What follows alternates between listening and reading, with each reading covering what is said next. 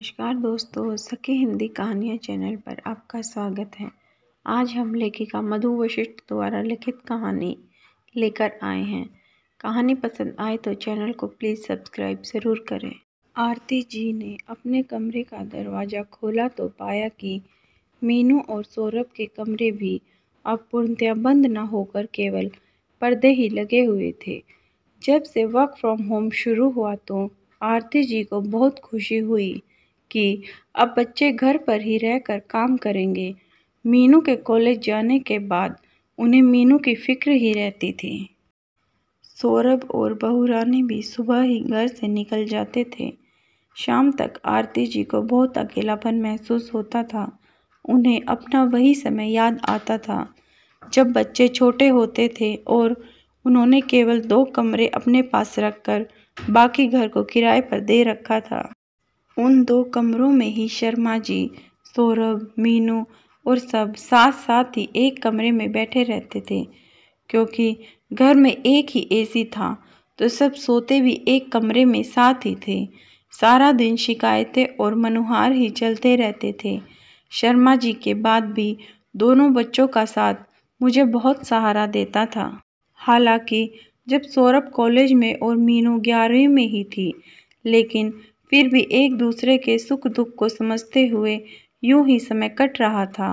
हालांकि शर्मा जी की पेंशन और उनके इंश्योरेंस के कारण घर में आर्थिक तंगी तो नहीं हुई थी, लेकिन सौरभ की भी अच्छी नौकरी लग गई थी और उसने रीमा से शादी कर ली थी। दोनों एक ही कंपनी में थे। दोनों सुबह निकलकर शाम को ही घर आते थे। मीनू ने भी कंप्यूटर साइंस की पढ़ाई करके एक कंपनी में ज्वाइन कर लिया था। कोरोना काल में सबका जो वर्क फ्रॉम होम शुरू हुआ तो वह अभी तक भी चल रहा था। सब बच्चों के घर में रहने की खुशी तो आरती जी की कुछ ही दिनों में उड़ गई थी। उन्होंने पाया कि सब अपने अपने कमरों में ही काम करते रहते थे। सुबह शांताबाई खाना बनाकर चली जाती थी। उसके बाद सफाई वाले को, कुरियर वाला हो या कोई भी हो, सबको आरती जी को ही देखना होता था। ऐसा तो नहीं कि वह सारा दिन दफ्तर का ही काम करते रहते हों, लेकिन यह पक्का था कि उनका कमरा सारा दिन बंद ही रहता था। रीमा, सौरभ खाने के समय ही कमरा खोलते और अक्सर अपने खाने की प्लेट कमरे में ही ले जाते। ऐसा ही रूटीन मीनू ने भी अपना लिया था। जब सब बाहर थे तब तो अकेलापन जायज़ था। अब अपने ही घर में बंद दरवाजे आरती जी का मुंह चिढ़ाते रहते थे। कहीं बाहर ना निकलना। मिलन सारिका तो मानो बच्चों में थी ही नहीं। सौरभ के कमरे में तो वह अक्सर जाती ही नहीं थी, लेकिन मीनू के कमरे में भी जाओ तो वह भी यही इंतज़ार करती थी कि आरती जी कमरे से कब निकलेंगी। घर का सब सामान भी ऑनलाइन ही आ जाता था। अपने ही घर में सबके बीच में अकेलेपन से परेशान आरती जी ने मोबाइल में ही अपना मन लगाया। यूट्यूब और ऑनलाइन प्लेटफॉर्म से उन्होंने कहानियाँ और कविता इत्यादि लिखना, सुनना और पढ़ना शुरू किया। कई जगह पर कई कंपटीशन में वह विनर भी घोषित हुई। उससे प्रेरणा पाकर अब उन्होंने किसी भी बंद दरवाजे को देखकर परेशान होने की बजाय सुबह काम खत्म होते ही अपना मोबाइल और शर्मा जी का लैपटॉप लेकर अपना भी दरवाज़ा बंद करके बैठना शुरू कर दिया।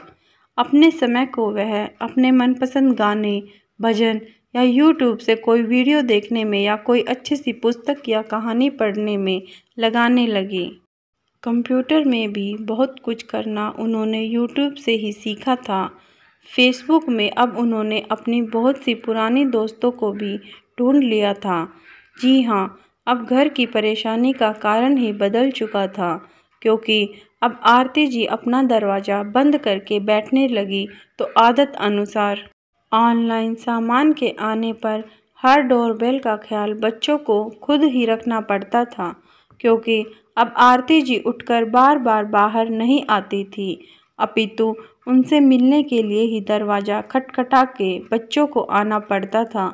अब आरती जी खुद ही मोबाइल से कुछ ऑनलाइन साइट से अपने लिए सामान का ऑर्डर भी करने लगी थी।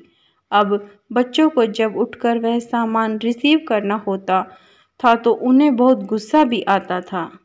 अब आरती जी जब भी उठती तो उन्होंने पाया कि बच्चे अब अधिकतर अपना दरवाज़ा बंद नहीं करते थे। दबे स्वरों में अब सौरभ और मीनू आरती जी को कहने भी लगे थे, आप हमेशा दरवाज़ा बंद करके बैठ जाती हो, कम से कम देख तो लिया करो कौन है। मेरे देखने का कोई फ़ायदा नहीं है, क्योंकि अगर मैं बाहर तुम्हारा कोई सामान भी लेने जाती हूँ तो वह तुम्हारे मोबाइल में आई हुई OTP मांगते हैं, इसलिए खुद ही देखना सीखो। आरती जी ने जवाब दिया और मुस्कुराकर अपना कमरा बंद कर लिया। हालांकि अब जब वह अपने दरवाजे को थोड़ा सा खोल कर देखती हैं तो पाती हैं कि बच्चों के दरवाजे अब बंद नहीं हैं। काश एक दिन फिर ऐसा हो कि पहले के जैसे ही घर के सब लोग साथ बैठकर मिलजुल कर बहुत सी बातें करें। यह सोचते हुए आरती जी ने एक आह भरी। दोस्तों, इस कहानी को लेकर आपके क्या विचार हैं, हमें कमेंट के माध्यम से ज़रूर बताएं। कहानी पसंद आए तो लाइक करें, शेयर करें, चैनल को सब्सक्राइब करें, बेल आइकन दबाना ना भूलें, जिससे हमारी कहानियाँ सबसे पहले आप तक पहुँचे। धन्यवाद। दोस्तों, कल हमारी कहानी नहीं आ पाई थी, उसके लिए क्षमा प्रार्थी।